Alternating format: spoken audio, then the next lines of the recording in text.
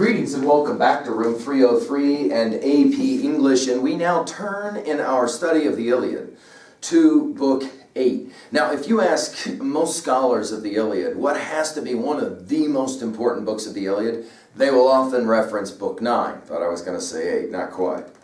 Book 9, where the Greeks are losing so badly that Achilles decides, all right, fine, I'll come back, I'll apologize to Achilles, I'll make this special embassy, and we'll go to work and we'll defeat these Trojans. The reason why Agamemnon is forced to have to accept the fact that he needs Achilles is Book 8. So I hope that I've kind of already given you a bit of background here. In Book 8, it's simple. In Book 8, the Trojans kick some serious count. It's actually called the rout. And because of that, ultimately in Book 9, we're going to have that famous embassy where, by the way, guess what? Achilles is going to say, yeah, no, I've got no interest in it. Now, if you haven't been watching my earlier lectures on LearnStrong.net, let's just review quickly. Iliad 1, the invocation of the muse, and of course the classic fallout between Achilles and Agamemnon, again over girls, right? Book 2 is Agamemnon's what we call bad dream. Zeus sends him a dream that says the Greeks will win, therefore go into battle, and the catalog of ships, catalog of chariots. Book 3 looks like for us it's going to be the end of the war because Paris and Menelaus fight. Menelaus defeats Paris, and of course all of that insanity. Of course, Book 4, we've got the tension between Zeus and Hera. We're going to come back to that in Book 8, by the way. And Pandarus, the Trojan archer, will end the truce by shooting an arrow and wounding Menelaus. In Book 5, we have the introduction of that term Aristeia, the battle scene, that's the glorious battle scene, and Diomedes will step to the front as being the great warrior. In fact, wounding, you'll remember, Aphrodite as well as Ares, right? And then Book 6, we have Hector back behind the walls of Troy with his wife and son, their final scene. That will be a significant book for us, as we said. And then in Book 7, we have Ajax versus Hector, and they fight, but finally decide to come to some kind of truce. Now again, just to remind, the hope here is that you've read your own material and you're annotating on your own and then using me as a reference, reminding you our learning theory says that we're connecting new information to old information in meaningful ways. That's important, right? We do that in our reading annotative work by answering 3 guiding questions. What does the text say? Summary. What does the text mean at 2A? Themes, messages at 2B. That's that rhetoric side of things where we're looking for our study at 2, symbolism and irony. We're going to see some of that in both of this book as well. And then finally at level 3, we ask, how can I relate this information to 3A, other texts I know, especially to earlier books of the Iliad, for example, 1 through 7. And then finally, how can I relate to myself personally? Let's do a quick overview of Book 8, just so you have a lay of the land, and then we'll jump into the lines. With morning, Zeus will summon the gods, and he will tell them in no uncertain terms, stay out of it. Zeus then will watch, and he has his golden scales. We'll get to more about that as an important symbol. And ultimately, the Trojans are going to win the next ensuing battles. We're going to say this at the end. Let's put it in our notes. This is one of those books where we're reminded you can win the battle and lose the war. That term you've maybe heard of will actually come from a book like this, okay? We then will see Diomedes. He is going to win and Troy is going to fall if it isn't for Zeus's thunderbolt and lightning, which will change the dynamics of everything. And then Hector will become godlike. He will drive the Greeks to their ships.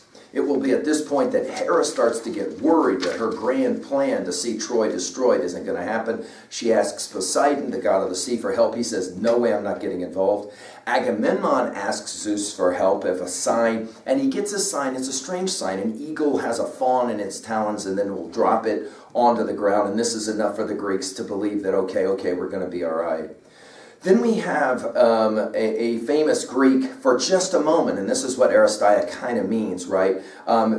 Teucer's Aristeia, and he's going to work really hard, so much so that he actually gets congratulated by Agamemnon and told some special things. It all ends, however, with Hector throwing a rock at him. This happens a number of times in the Iliad, and it reminds us that no matter what kind of war technologies are available to the Greeks and the Trojans, sometimes just picking up a rock and throwing it is the best defense. The Trojans, we're told then, will evince a total rout. Hera and Athena have seen enough. They decide to disobey Zeus. Zeus will send Iris and say, oh, no, you don't. He's watching, right? Then together back on Mount Olympus, Zeus will taunt both Hera and Athena in lines that we'll have to study close. Finally, at the end of the day, the Greeks are pleased and happy finally that the sun has gone down. There seems to be no sense that we're going to fight in the dark. The Trojans, of course, are sad because we had them, and Hector will make one of those long speeches where he will basically say that my hopes are rising now. And the dark irony, of course, is that we know, yeah, there's no reason for your hopes to really rise. Troy will fall. And then at the very end of this book, we have that 1,000 fires that are all burning for the Trojans, waiting for morning. They refuse to go back to their city, the warriors, because they're going to pick it up in the morning and they're going to destroy the Greeks. They're right there at their ships. Now, as I've already said, Book 9 is the most, maybe, many have said, the most important book of the Iliad. And in some ways, it's the turning point. It's the fulcrum, because the Greeks are ready to lose, and Achilles will still say no in Book 9. But before we get to Book 9, we have to have this book. So let's turn quickly, and let's go to the opening speech in Book 8, and let's just see kind of how this thing unfolds. Now, as the dawn flung out her golden robe, notice we keep coming back to robes in the Iliad, right? Across the earth, Zeus, who loves the lightning, summoned all the gods to assembly on the topmost peak of rigid Olympus. He harangued the immortals, hanging on his words. Hear me, he says, all you gods and goddesses too, as I proclaim that the heart inside me urges. Let no lovely goddess, no god either, try to fight against my strict decree. All submit. This has been a poem about submission and obedience, hasn't it, right? All submit to it now, so all the more quickly I can bring this violent business to an end. And any god I catch breaking ranks with us, eager to go and help the Trojans or the Achaeans, back he comes to Olympus, whipped by the lightning, eternally disgraced, which will be ironic because the one reference in this book to somebody, to a god helping somebody on the battlefield, helping Hector, will in fact be Apollo. No mention is made. And yet when Hera and Athena try, no, we'll get to it, right? Or, he says, I will snatch and hurl him down to the murk of Tartarus, half the world away, the deepest gulf that yawns beneath the ground, there where the iron gates and brazen threshold loom, as far below the house of death as the sky rides over earth. Then he will know how far my power tops all other gods. So for Zeus, it's about, I'm going to demonstrate just how powerful I am. I'll throw you down to Tartarus at the very deepest part of Hades if you jack with me, right? Then he will know how far my power tops all the other gods. Come, try me, immortals, so all of you can learn.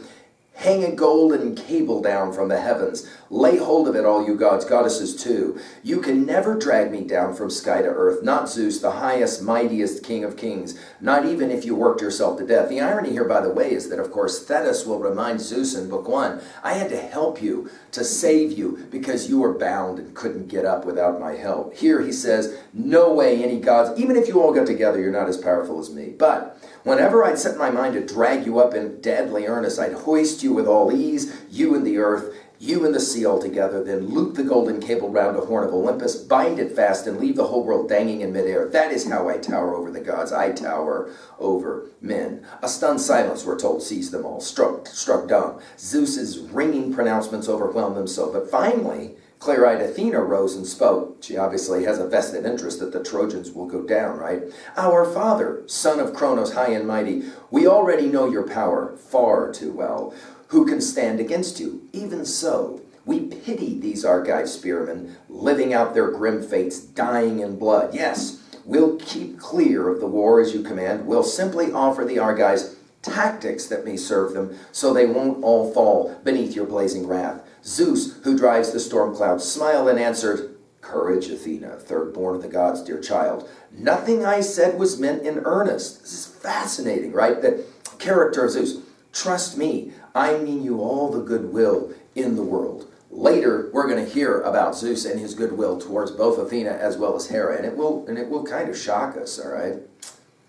Next, we're going to hear then about Zeus putting on his armor, Zeus in his chariot, Zeus on a mountain watching from Ida, the Gargan peak. And he is watching to make sure that everything's going to happen well. Then there will be all kinds of fighting. And then we're told at line 78, as long as morning rose and the blessed day grew stronger, the weapons hurtled side to side and men kept falling. But once the sun stood striding at high noon, then Father Zeus held out his golden scales. We're going to hear more about this, by the way, later in our poem. And this will be famous when Milton decides to write his epic, Paradise Lost. When we get there, you'll find that, in fact, we're back to golden scales again of God.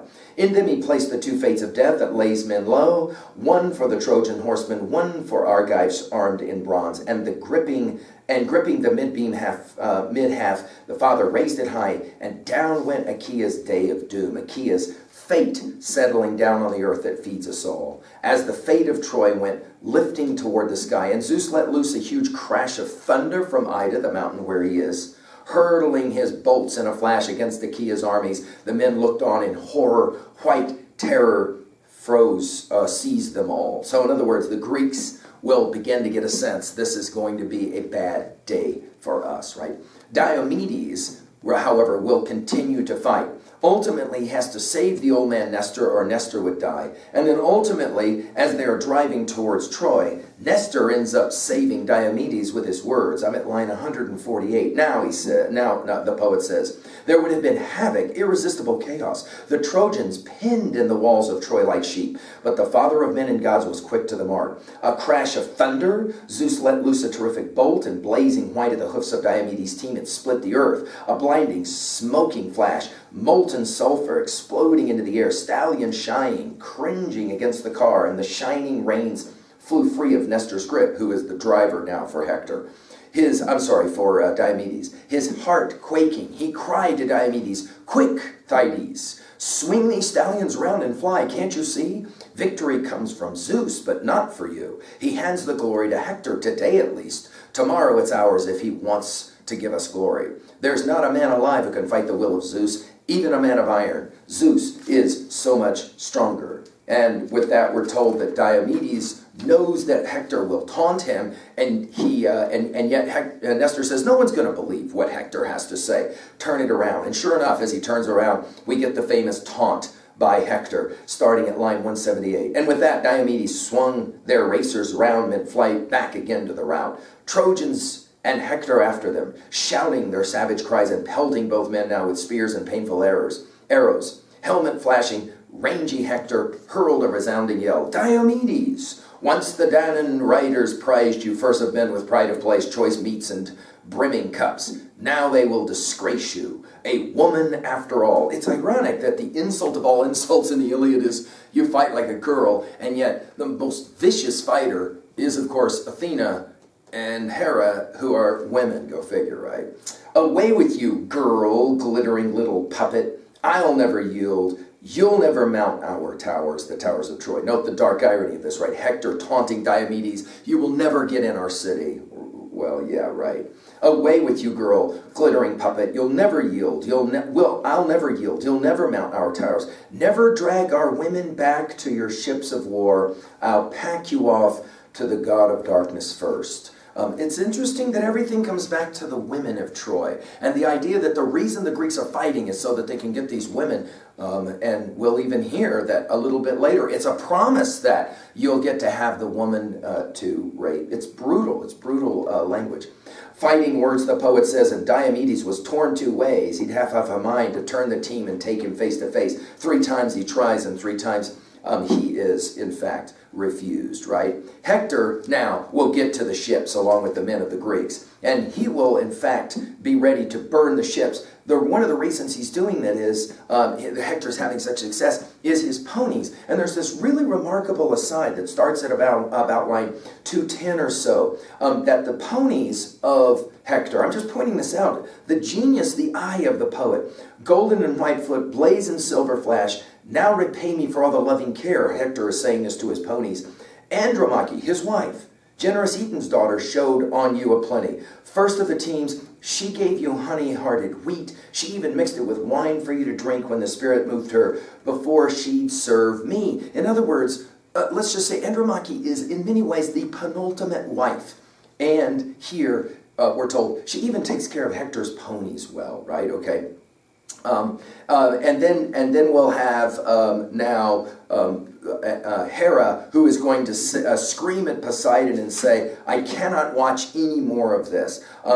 We've got to do something, she says to Poseidon. We're at line 235 or so, and deeply shaken, Poseidon, who rocks the earth, replied to Hera, Hera, with what wild words? What are you saying? I, for one, have no desire to battle Zeus. Not you and I and the rest of the gods together. The king is far too strong. He'll crush us all.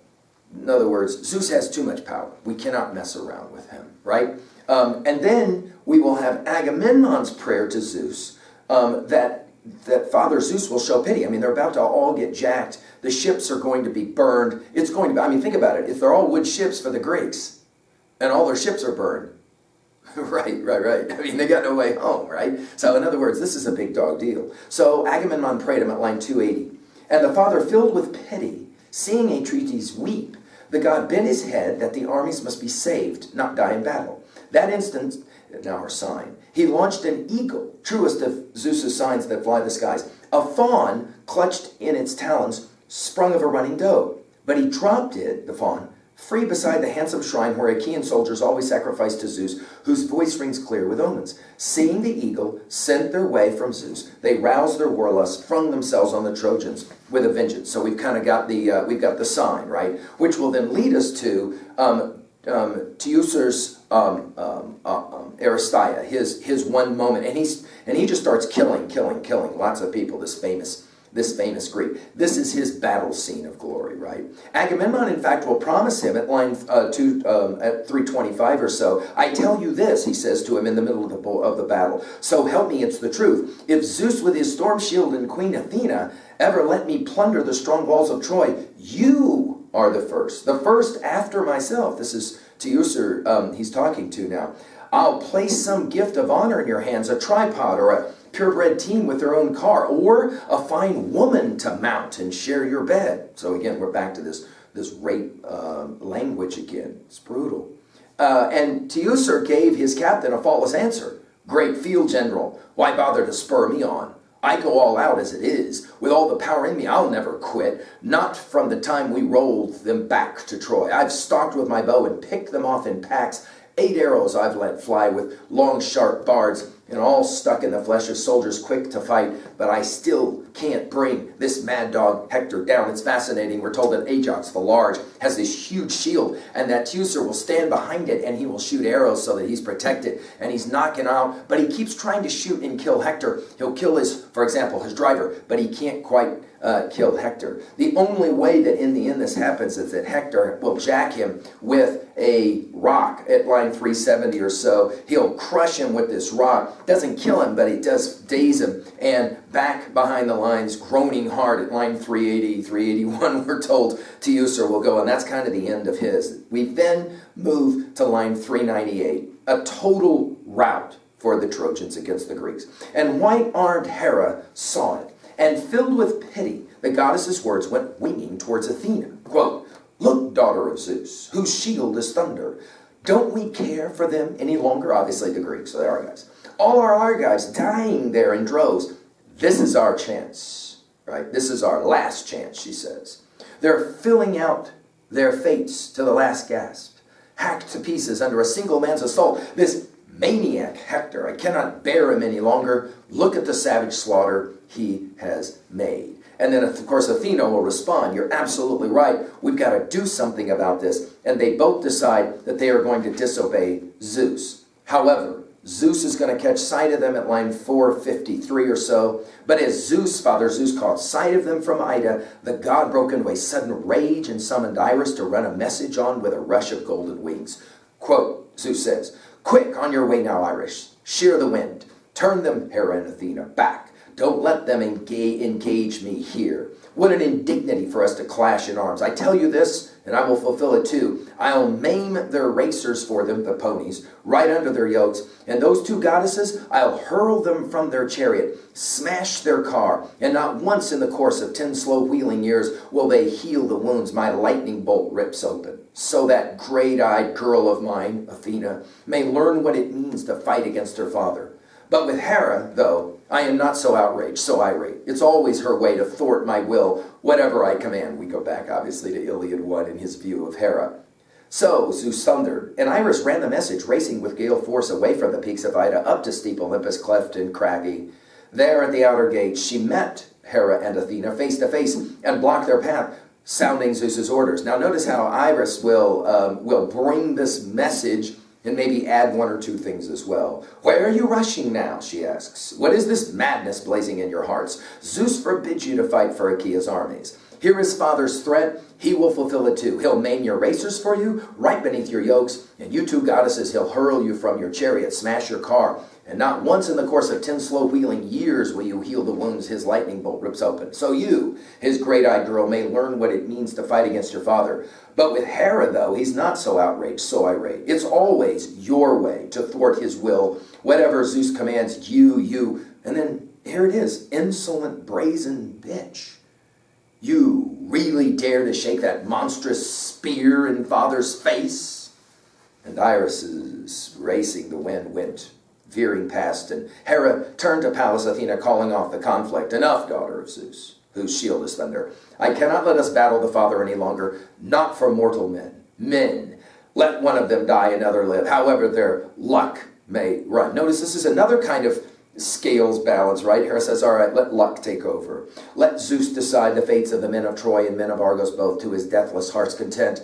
That is only right. In other words, Hera will live to fight another day, and fight another day we will see her, of course. That is to say, we're going to see this interesting exchange between the two of them. Zeus then comes back to Olympus, where he will taunt both Athena and Hera, who are, of course, upset that they didn't get their way. And he'll even say at line 551 and following. Now, this is going to give us some insight into this relationship between Zeus and Hera. And this is what he says. You and your anger rage away. He's talking to Hera. I care nothing for that. Not even if you go plundering down to the pit of earth and sea where Kronos and Iapetus bake their beds of pain, where not a ray of the sun can warm their hearts, not a breeze. The depths of Tartarus wall them round. Not if you venture down as far as the black abyss itself. I care nothing for you, you and your snarl.